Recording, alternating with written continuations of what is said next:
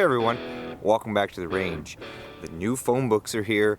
I've got myself some FR199. This is a 36 grain frangible 5.7 by 28mm on this little cute little box. We're going to throw him on the table and tell you what we're going to test today. A couple of my dealer friends had actually contacted me a little while ago and told me that this showed up on the distributor's page as being available for shipping soon. I happened to get my hands on some from my friend Elijah at Madison Gold and Guns. He sent some to us, so we're going to test this and see how it does. We're going to use 5 barrel lengths today. We have our USG, our Mark II, our Ruger 5.7, our CMMG, and our FN PS90 SBR. I'll yell out the barrel lengths as we're testing them. It's about 50 degrees outside today. It was a little bit windy, but it seems to have died down. I'll reposition the cameras and we'll see what this thing can do. In addition to checking our velocity on this, we probably will test this in gel as well. I still don't have a good platform for accuracy that I want to put in my lead sled.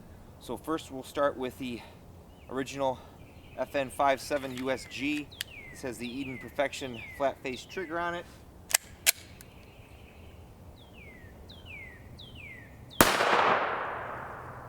$18.23, $17.66, $17.92, $17.92 again, $17.96,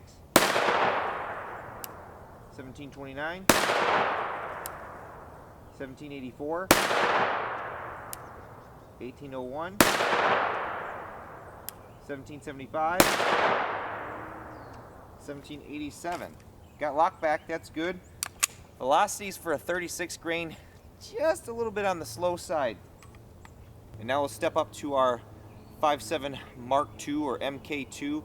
This has the Doran Technologies DT Chaos slide cover and RMR mount with the Trigicon on there.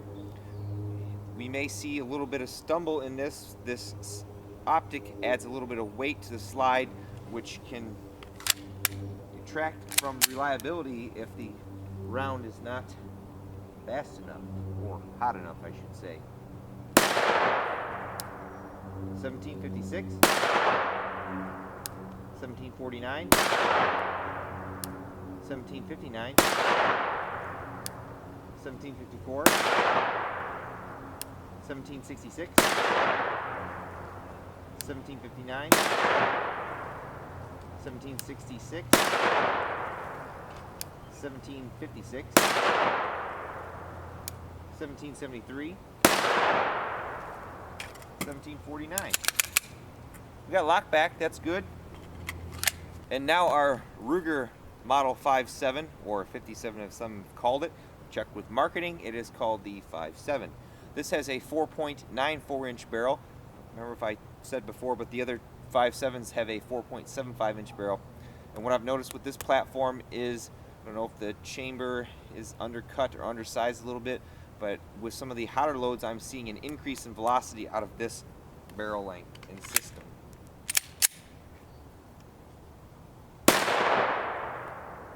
$17.68,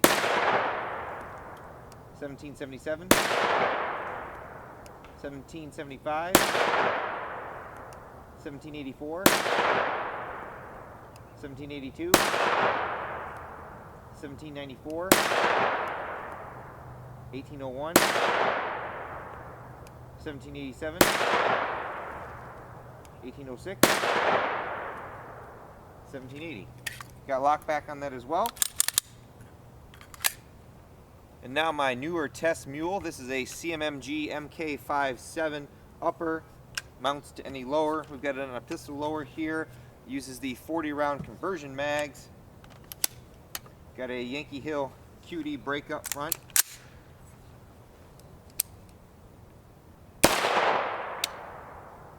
$19.66, $19.60, $19.75, $19.69, $19.60, 1975, 1952, 1963, 1957, 1960. Hey, we got lock back. And now for Mr. Iconic 5.7 himself, our FN PS90 SBR. We've got the Yankee Hill single port muzzle brake up front. I decided against keeping the USG sight on here, and I'm keeping the 1X Cyclops on here because I like the field of view on this a lot better. I'm not having to sink my face into the stock to look through the sight. It says very nice, and it's an etched reticle, so I don't have any issues with astigmatism.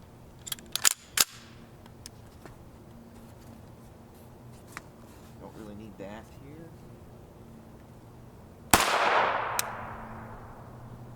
.2057,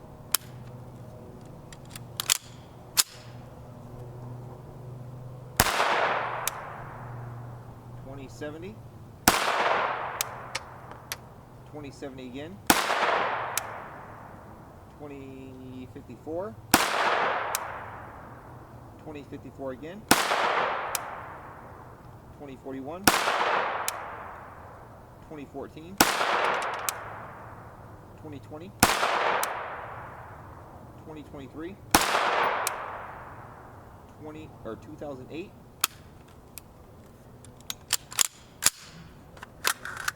and that's it.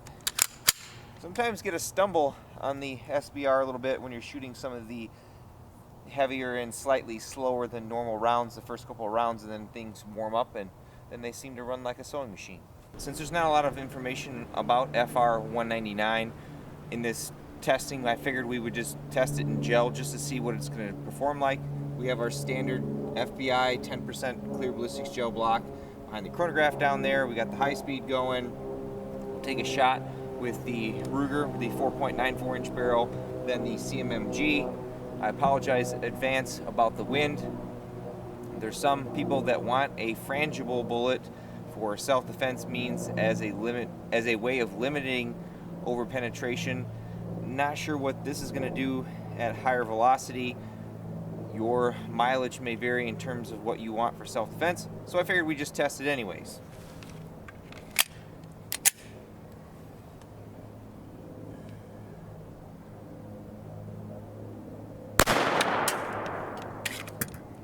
Velocity 1777.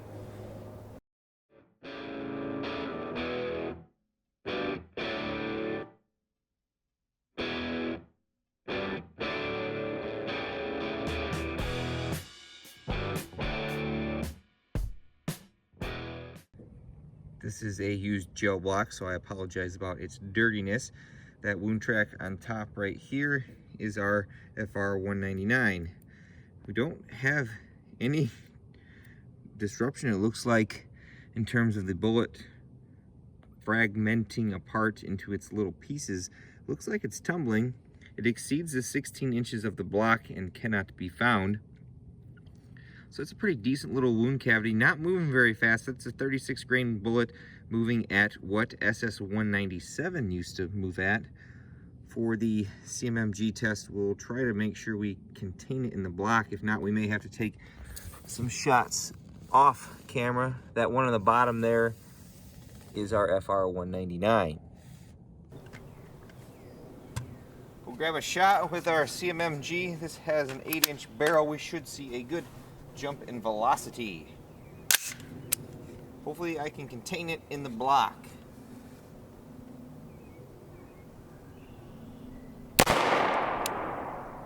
Velocity 1987. See some smoke down there.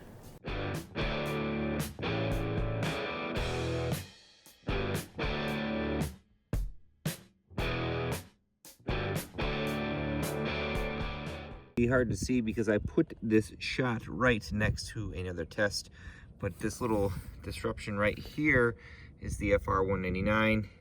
Right around to the 8-inch mark, we've got a little bit of disruption there, not too much, and then it kind of settles down, goes off. A little more disruption that you see right there into the second block, and at about 21 inches base forward is our round. So it looks like against soft tissue, this center fire or frangible compressed metal bullet is not going to break apart, and it's just going to tumble. If you need the penetration, that's good. I wish I had more barriers to kind of test against to see what it would do. I tried to look for some barriers that I had out here. I only brought my soft armor, so I have an all aramid or Kevlar yellow material level 3A vest from Armorware that will throw this out of the CMMG against right around 2,000 feet per second. It could go through. If it does go through, we will use the Ruger as well.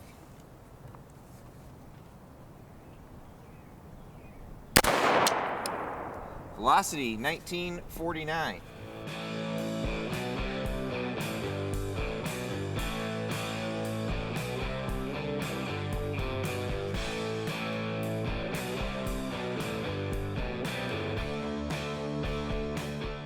Our shot right here. This is a fresh panel, all aramid fiber.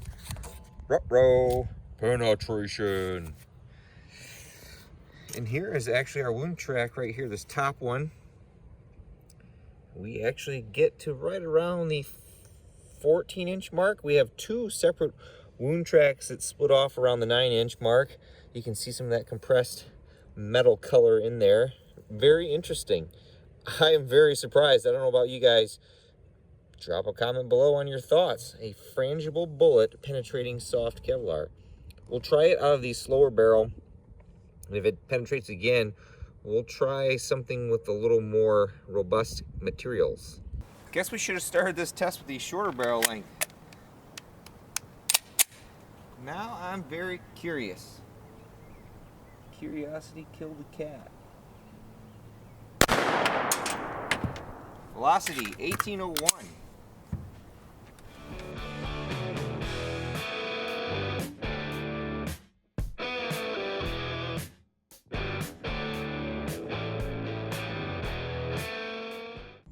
Here's our shot right here from the Ruger, far enough away from the CMMG. What do you think? Ruh-roh. Penetration again. Oops, sorry. It's our little top wound track right there. That is right out to the 12-inch mark with that second fragment barely squeaking to 10.5. Similar performance out of the longer barrel. Very interesting. Now there's not a lot of disruption. You can see that wound track is pretty narrow there, but it did it. I have a tougher 3A. Let's go to that. Okay, I stepped up our armor level rating a little bit. This is an AR500 armor level 3A hybrid. This has aramid or Kevlar panels up front, then the ultra high molecular weight polyethylene, or PE for short, layers behind it. It's a flexible panel. I do believe with 3A, 1430, 44 mag, 240 grain, jacketed soft point.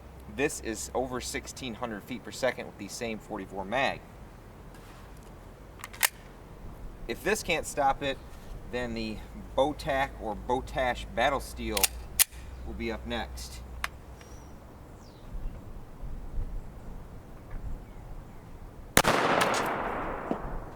Velocity 1759. I think it stopped it based on the reaction to that panel. We'll go take a look. Here was our shot right here. Pause the video. Make a guess. You don't have to do that. No pass through. I can feel what's left of that compressed metal bullet in that vest. So that polyethylene stopped that guy. We have enough on the panel over here. We'll do the CMMG just to make sure. Hope you all are having as much fun as I am testing out bullets that I didn't think would penetrate soft armor. Are definitely proving me wrong. I wish we had the 16-inch barrel version of this. I'm still trying to work with Excel Arms to get their 16-inch barrel for testing.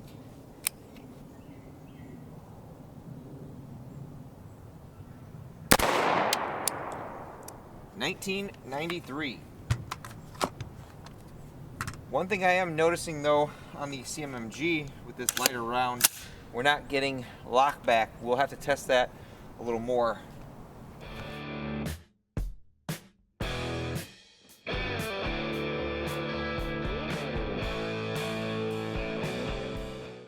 Here is our shot right here, gentlemen and ladies. Ruh-roh. Pass through. Pretty cool looking wound track right there. Doesn't exceed right around the 9-inch mark. I guess you can color me very impressed. I would have never thought a bullet could do that, being frangible, but it did. Now this is way under ideal penetration, but it did it. Here are our recovered rounds from the FR199. This was the bare gel and this was the 3A. I certainly will say this is one 5.7 round that came up and surprised the heck out of me. A little on the slow side velocity wise for a 36 grain loading, a little faster than what they've dialed SS197 and American Eagle TMJ back to, but I never expected a frangible bullet, which is compressed metal designed for shooting at steel targets to lessen the chance of a ricochet, to penetrate as far as it did in regular clear ballistics gel, as well as what it did against soft body armor. Color me very impressed. I'd like to thank Elijah at Madison Golden Guns for letting me know that he had this so I could get some off of him to be kind of, you know, first in the race to get this on YouTube and posted so you guys have good, accurate information. My Patreon supporters, for without them a lot of this testing isn't possible. Even $1 a month helps me out. And as always, you guys for watching. Until next time, catch you at the range.